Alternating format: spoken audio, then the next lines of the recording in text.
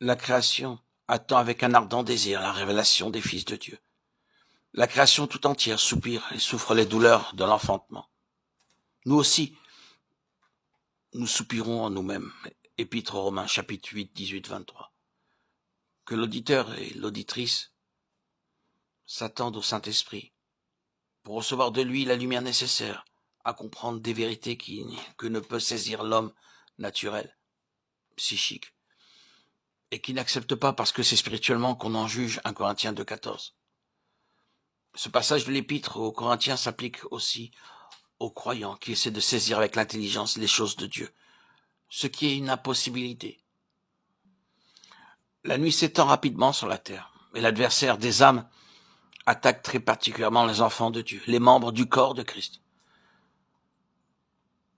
Puissent ces nombreux audios que je vais publier prochainement apporter un peu de réconfort, un peu de lumière, et aider les enfants de Dieu à tenir ferme à l'endroit où Dieu les a placés. Puisse-t-elle les aider à rester fidèles, inébranlables, et à glorifier leur Sauveur en tout lieu, même au milieu des circonstances les plus douloureuses, soit pour leur vie, soit par leur mort. Que Dieu daigne bénir ces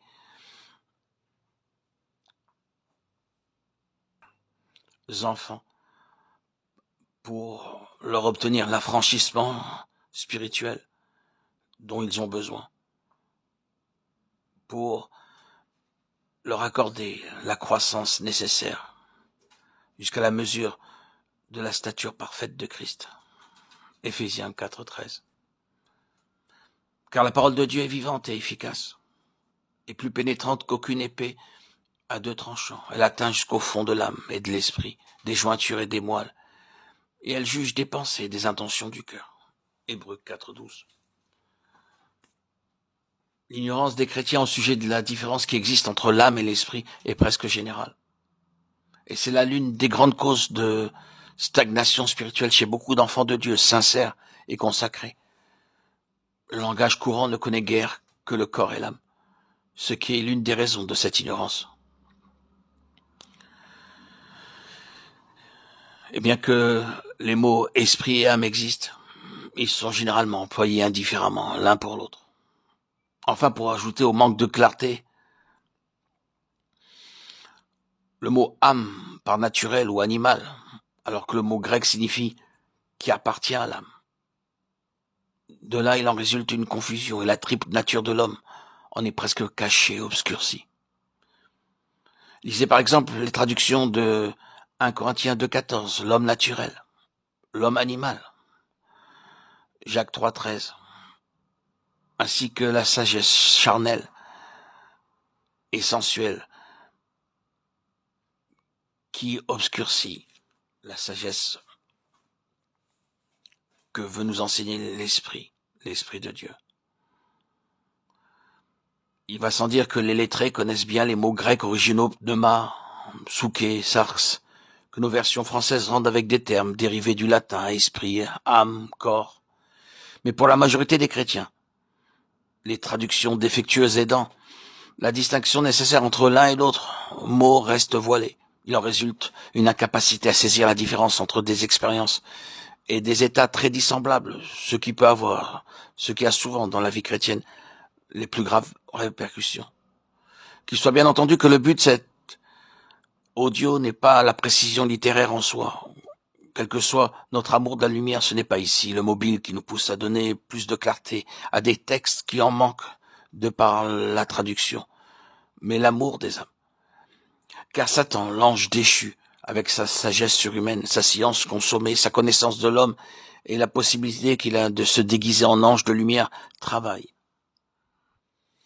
de son pouvoir à contrefaire l'action du Saint-Esprit et à créer dans le domaine de l'âme des imitations si parfaites de l'action divine dans l'esprit que les chrétiens les plus sincères peuvent être séduits et pris au piège. À cause de cela, nous devons être précis et clairs. Cela s'impose.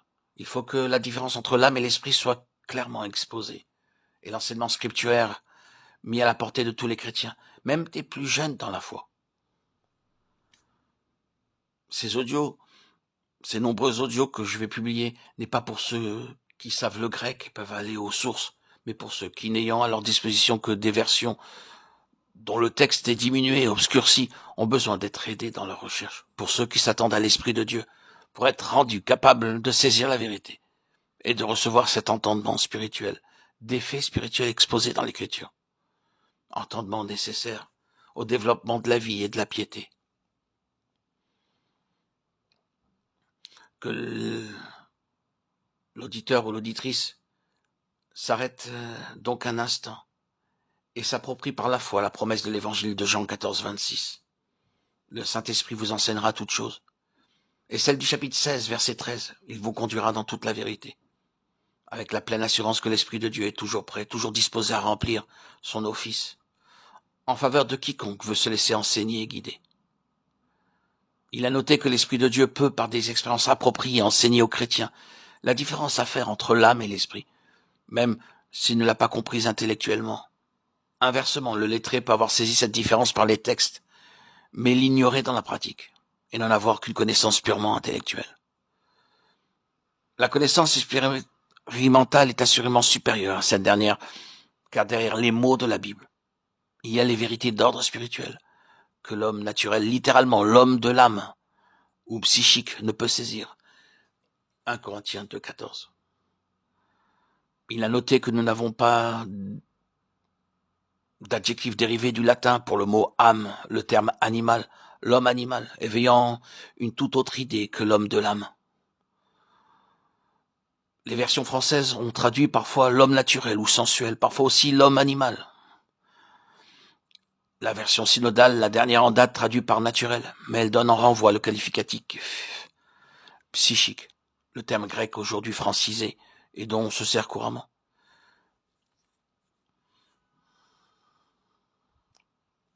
C'est de ce qualificatif que pendant les prochains audios, environ une bonne centaine, nous pourrons étudier, caractériser ce qui est du domaine de l'âme, du psychique. Nous dirons donc l'homme psychique, comme on dit aussi l'homme spirituel et l'homme charnel, pour désigner ceux qui vivent dans le domaine de l'esprit ou celui des sens. 1 Corinthiens 3.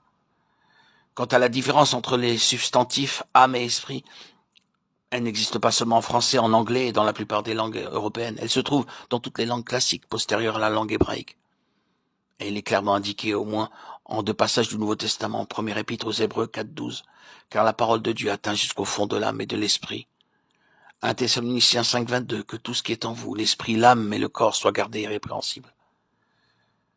Ces textes suffisent pour démontrer que l'homme est bien composé de 3 parties, trichotomes et non dichotomes.